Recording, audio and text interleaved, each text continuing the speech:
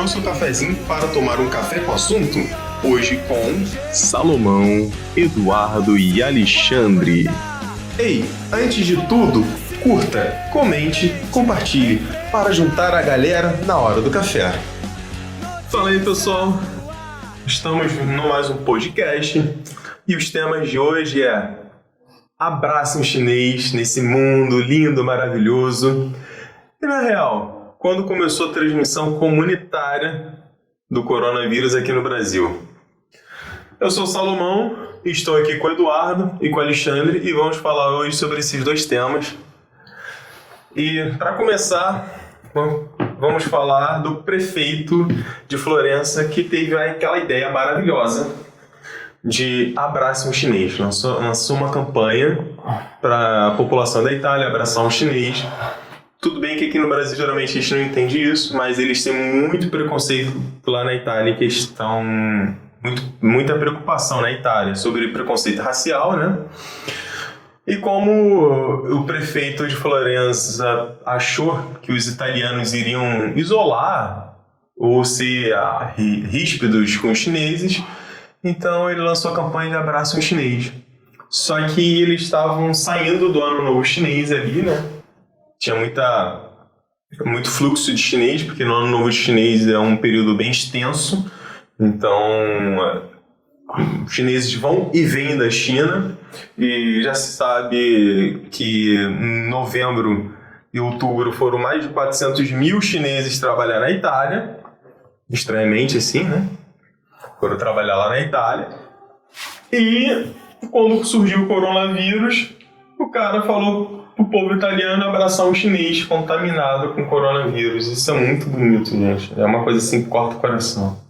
Não, mas a culpa não é do prefeito, a culpa é do povo. E foi quem mandou ir lá abraçar literalmente. Abraçar o chinês era uma coisa literal, era trate bem o chinês. Os caras foram lá pra dar um abraço, beijo.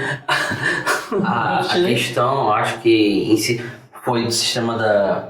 Ele sabia, né, do que estava chegando, a população não tinha como mensurar uma coisa que já tinha um conhecimento. Tentou evitar um problema de preconceito e acabou causando, eu acho que, um dos maiores problemas epidêmicos no país dele, né, que foi lá na Itália, na cidade dele, Florença. Pô, cara, assim, há muita responsabilidade no governante. Vi que já tinha um problema, vi que aqueles chineses estavam chegando na cidade dele, saíam de Wuhan, da região de Wuhan, e mandar a população abraçar. Assim, se o cara teve uma bondade, se preocupou realmente com os chineses, cara, de boa intenção, o inferno tá cheio pra caramba. Vamos ser sinceros, eu sou um prefeito, eu sei que já tem um problema. A OMS não estava falando que não existia. A China entrou em acordo com a OMS para poder travar a notícia da epidemia, do que estava acontecendo. E eu como prefeito, eu vou botar minha população para ir atrás de um chinês para abraçar, que a campanha era essa, não era só ser legal, não. Era a população italiana ali em Florença começou a procurar um chinês para abraçar. Na Lombardia também foi isso. Se espalhou essa campanha pela Itália. Então, essa questão desse contato, sabendo que do modo de contágio dessa doença, eu acho que foi um risco que ele colocou a população dele quando ele quis fazer uma campanha com o fundo de evitar o preconceito racial. Mas eu acho que ele foi um pouco infeliz, não, ele foi extremamente infeliz no posicionamento dele. De repente ele achou que não ia chegar ao ponto de uma pandemia, achou que, de acordo com você tinha dito, a OMS e a China estarem abafando, de repente ele achou que fosse ser uma coisa que rapidamente ia passar. Como atualmente estamos vivendo essa pandemia e no ritmo que está, que o pico nunca chega sempre no mês que vem, entendeu? Eu acho que você vê que nós não temos realmente de fato o tamanho da expressividade dessa pandemia. Então o cara, como pegou no começo, tentou fazer uma coisa de ser gente boa, né? Para poder evitar um desgaste, talvez até entre os países, né? Não tendo esse problema de preconceito racial, mas eu acho que foi uma coisa que foi muito infeliz da parte dele naquele grande momento. Se nós não tínhamos nenhum prévio conhecimento do que seria, né, essa doença. Porque na época o que a gente via daquela doença que era algo mortal, que as pessoas caíram no meio da rua e quem pegou estava morto. Então como eu vou botar uma população minha para ir atrás de um chinês que sai daquela região? Uma responsabilidade absurda. Isso não foi premeditado. A gente não pode dizer que foi premeditado ou que foi inocência. A gente não está ali. A gente não está do lado para saber. Mas a responsabilidade é absurda. Não foi muita inocência desse cara mesmo, cara. Chegar aí, não, vou acabar com preconceito com um abraço num cara, não. Tudo bem. Boas atitudes evitam podam as más atitudes. Você não reage a uma má atitude com uma outra má atitude que as más atitudes elas geram más atitudes uma em cima da outra. A única maneira de parar uma má atitude, no caso um preconceito, é você tendo uma boa atitude. Mas, cara, esse cara tava muito inocente na situação pra poder fazer isso. Meu amigo, não posso falar, né? Não tem como dizer que o cara tava comprado, não tem. Mas era bem por aí, cara, parece, né? Pô, os pessoal do Japão, da China, a pessoa praticar uma boa atitude num momento tão errado assim, tão sincronizado, não existe coincidência, assim. A pessoa da China tava morrendo na rua. Aí o cara fala assim, não, os chineses que estão vindo pra cá não estão ficando doentes. Só vai vir chinês cheio de saúde aqui. E, em paralelo, aqui no Brasil, na mesma época, o governo federal deu alerta aos governadores, aos prefeitos, sobre o que estava acontecendo, colocou no estado de atenção antes que não era de pandemia, por causa que ele não podia dar esse alerta, por causa que o Ministério da Saúde ainda não tinha dado alerta, correto? A OMS e a ONU, que estavam informando as pessoas sobre isso, ficaram caladas, falaram que não tinha nada daquilo. E esse alerta foi dado dia 4 de fevereiro aqui no Brasil. O governo federal começou com as ações ali. Passou todos os protocolos que os prefeitos e governadores deveriam seguir. E eles já começaram a ignorar lá atrás, né? Sendo que na nossa Constituição informa, né, que o governo federal, estados e municípios é uma união que não pode ser diluída e nem separada de momento algum. E os governadores já começaram a ignorar. Então, quando você observa que várias coisas que vão ocorrendo são basicamente sincronizadas ali, você não vê que foi uma coincidência, um erro mútuo de vários setores. Parece de fato que foi uma coisa, né? Não podemos dizer que de fato foi, porque não temos como provar, né, uma contextualização disso. Mas as evidências, cara, de que tem alguma coisa conectada nisso aí, se você buscando... Sabe, né, o carnaval. Vamos começar pelo carnaval. Pô, se a presidente falou... Não, desculpa... O governo federal avisou que dia 4 de fevereiro começou os protocolos, o carnaval foi que mês, gente? O carnaval foi em março. 40 dias depois, quase. Ele pediu para fechar portos, aeroportos, quem estava chegando fazer uma triagem, botar em quarentena, mesmo que não tivesse nada, porque eles não sabiam o que era essa doença. Na verdade, a OMS e a China esconderam que era uma doença gripal, vinda da categoria da SARS, que é da influenza, né? Da influenza A. Então eles esconderam tudo enquanto for possível isso, até chegar em outros países, quando começou a chegar em outros países e começaram a pesquisar para ver que doença era aquela, porque a China não informou, em momento nenhum. Só informou depois o nome, quando não tinha mais como esconder, que era o Covid-19.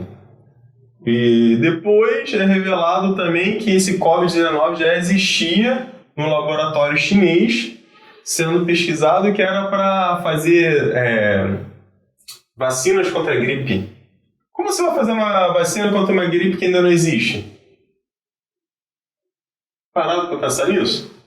É verdade, é complicado fazer uma vacina contra uma coisa que não existe. Vamos fazer existir. Fazer existir aí de facto o mundo todo e depois pedir a vacina. Pô, sacaneia pra caramba falando que é um vírus de morcego, né?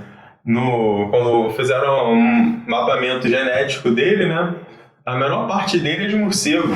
A maior parte dele é de um animal chamado pangolim, que eu não tinha nem escutado. Ele parece uma mistura de um tamanduá com um tatu.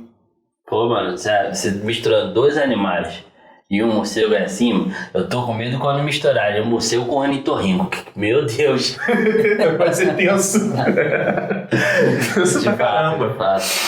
A pandemia vai chegar no espaço. Aí hoje nós conseguimos ver, né? Porque a nossa saudosa Fiocruz, né? Que carioca conhece, ama a Fiocruz de coração, né? Assim, bate assim no peito, dengue, olha, coisa maravilhosa o combate da Fiocruz em questão da dengue. Quem é carioca entende muito bem isso, né? Como a Fiocruz é boa nisso, mas eles fizeram um estudo, né?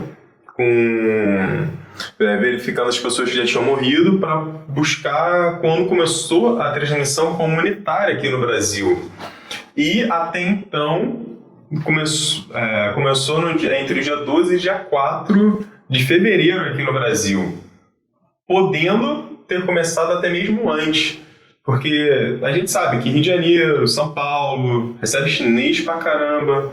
Nós acreditávamos que era só o pessoal que quando viesse europeu para cá iria trazer, não é. A maior colônia chinesa que tem no mundo é aqui no Brasil, mais especificamente em São Paulo.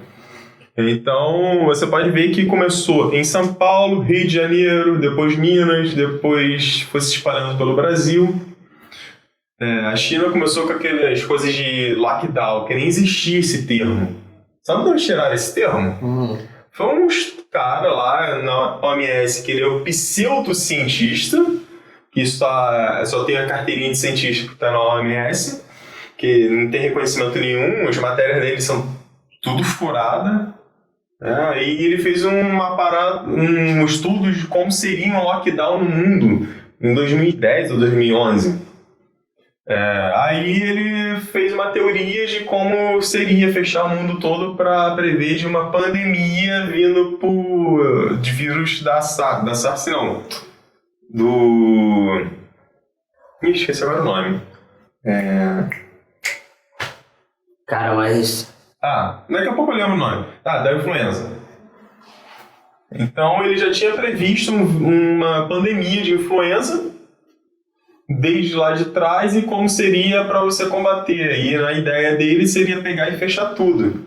Só falta dizer que a origem desse cara é chinês. Não, acho que não. Seria uma coincidência tremenda, né?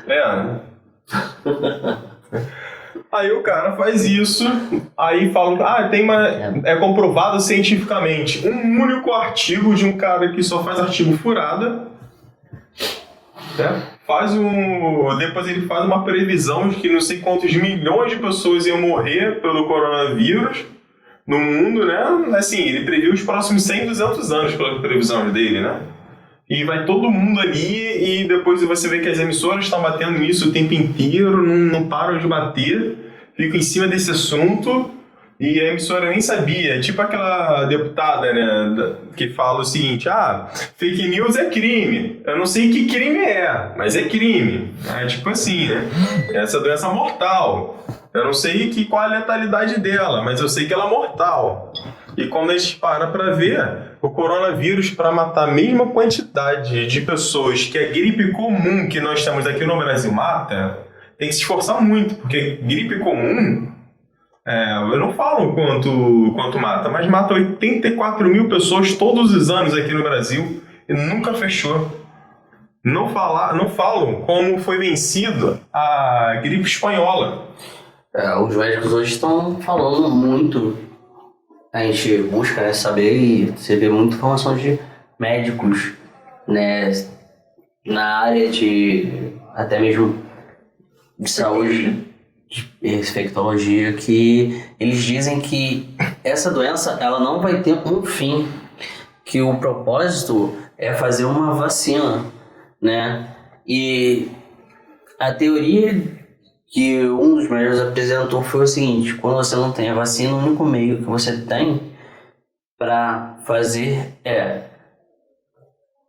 tratar os sintomas, né? Cara, é o seguinte, quando eu parei para verificar quantos vírus de influenza existem, né?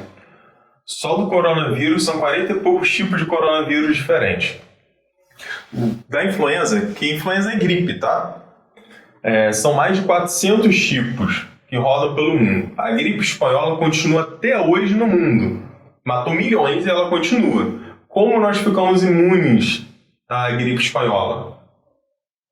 Quando as pessoas começaram a pegar a gripe espanhola e o sistema imunológico dela começou a combater e não mais a pessoa ficar doente com aquilo daí.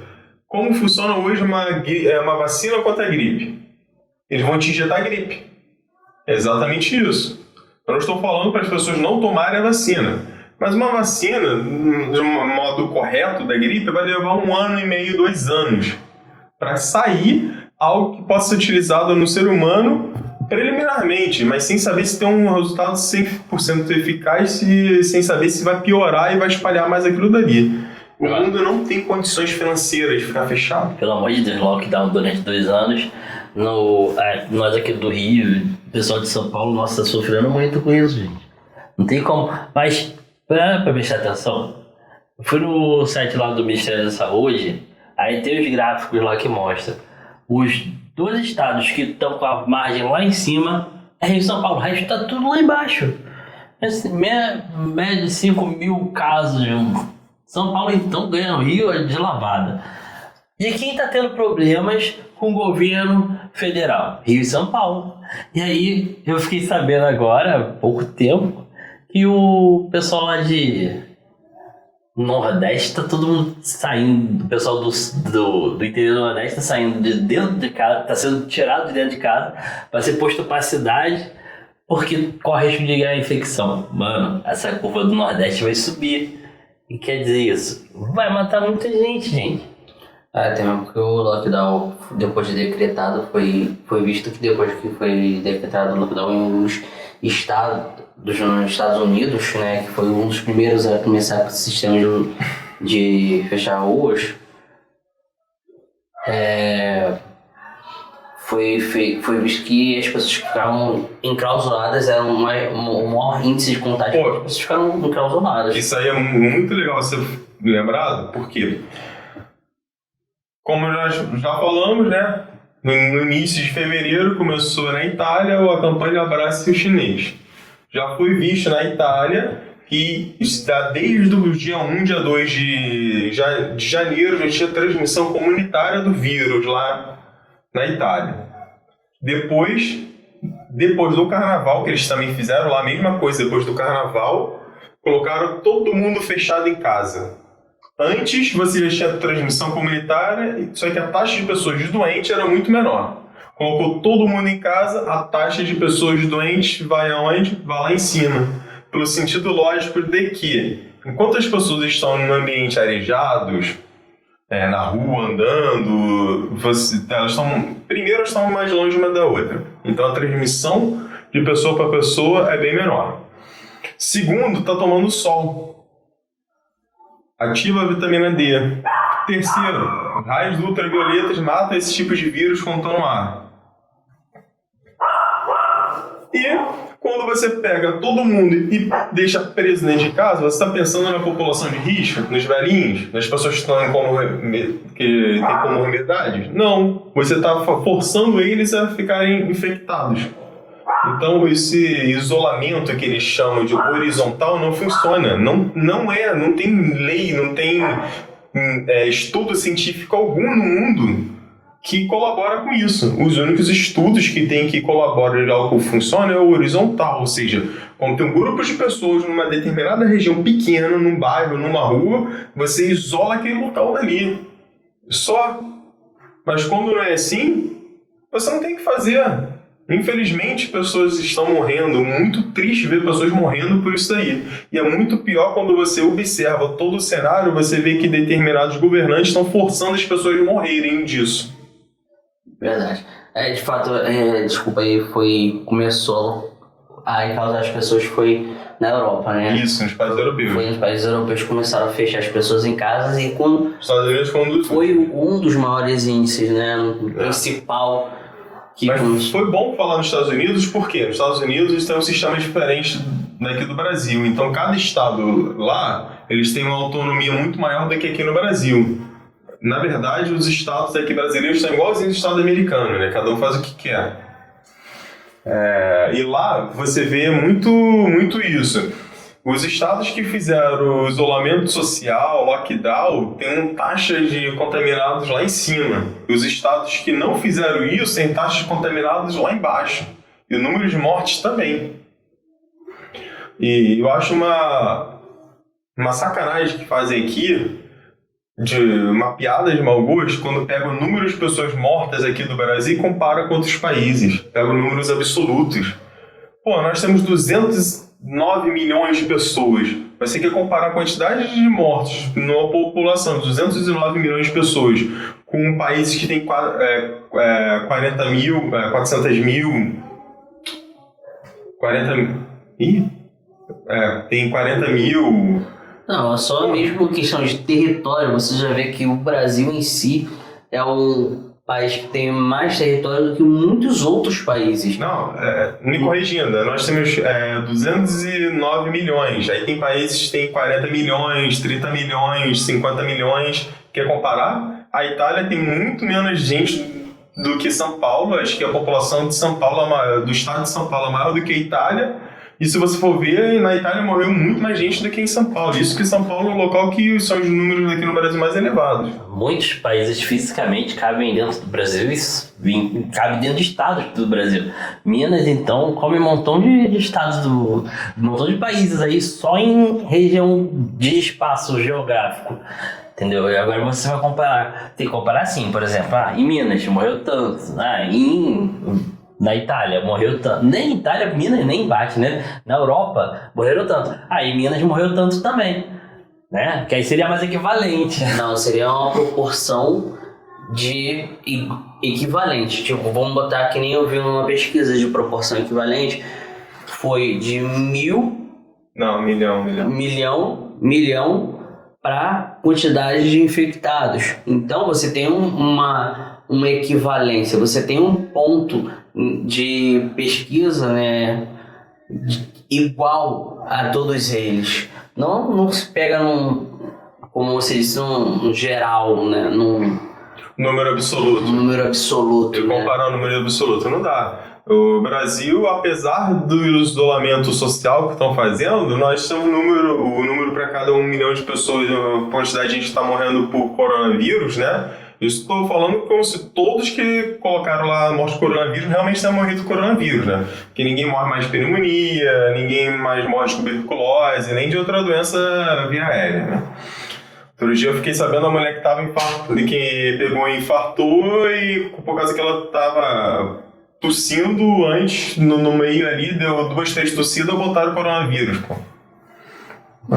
Aconteceram diversos vídeos na internet, você encontra de pessoas revoltadas em hospitais porque algum ente, né, veio a falecer e sem nem ter sintomas foram diagnosticados com a doença. Não é difícil encontrar isso hoje, até mesmo nas mídias, né? Mas se você for ver as estatísticas que lançam sobre o Covid, né, é o seguinte: número de casos possíveis vai lá em cima, número de infectados aí vai lá embaixo, aí número de né, número de mortes também vai lá embaixo, mas também tem mais uma pessoas curadas, o número vai lá em cima também. Então assim, não adianta, porque tudo bem, são muitas mortes, números que hoje em dia são parentes, são mães, irmãos, pais, tios de alguém. Isso é muito triste, mas o que mostra no noticiário hoje em dia e o que você vê, se você pesquisar, até mesmo no Ministério da Saúde, você pesquisar, você vê que o número para quem se cura e para quem morre, muito maior o número de pessoas sendo curadas do que o número de pessoas morrendo. E lembrando que os dados aqui do Brasil, quando fala, você tem, sei lá, 100 mil pessoas infectadas, são 100 mil pessoas que o hospital identificou que tem o vírus, possivelmente tem um vírus, tá? Porque o teste rápido é só para saber se você tem anticorpos contra a família do corona. Não o coronavírus, o Covid-19. Então, nós temos um número muito maior de infectados no Brasil que nunca foram no hospital, que estão aí. Então, quando a gente olha e eles falam, nós temos 6% das pessoas que pegam morrem, isso é uma falácia. E uma pessoa que fala isso é um canalha, porque a maior parte das pessoas que pegam essa doença não vão no hospital. Ela nem sabe geralmente que pegou. Porque, vamos ser sinceros, quantas vezes você pegou gripe na vida? Um montão. Montão. Quantas vezes você teve medo de morrer de gripe? Nunca.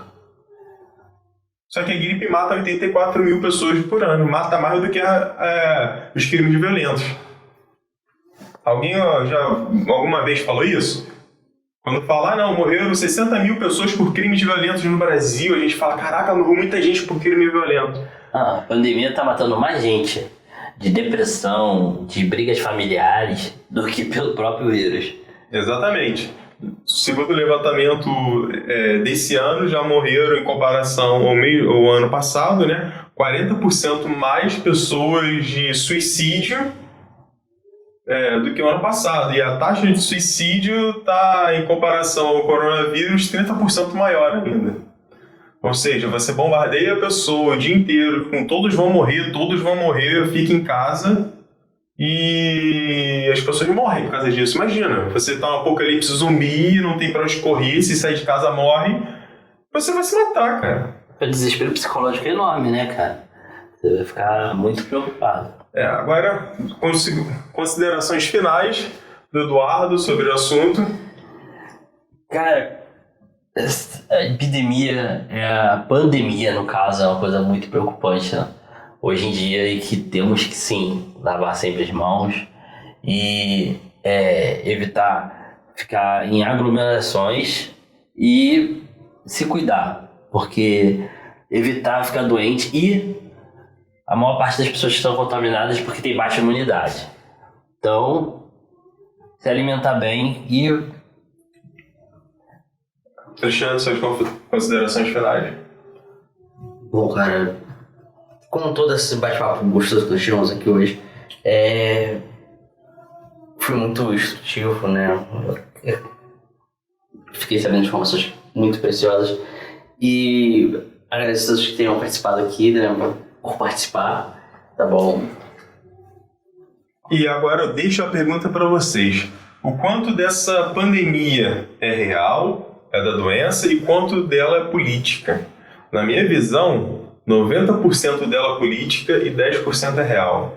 Se você observar, começa a entender um pouquinho mais do que o seu prefeito, o que o governador faz, porque, aparentemente, a última coisa que eles estão preocupados é com a população. Porque se realmente tivesse preocupado com a população, os hospitais de campanha estariam prontos, funcionando, não estaria essas denúncias daí absurdas de desvio de bilhões de dinheiro, respiradores que chegam no Brasil que não funcionam, que estão quebrados, que compram da China, respiradores, ou seja, o local espalha a doença e vende parte do tratamento, né? Então vamos ficar atento com isso tudo. Nós ficamos até aqui, até o próximo podcast. Imaginei ele ficar bem menor, mas é isso daí. Até a próxima, galera.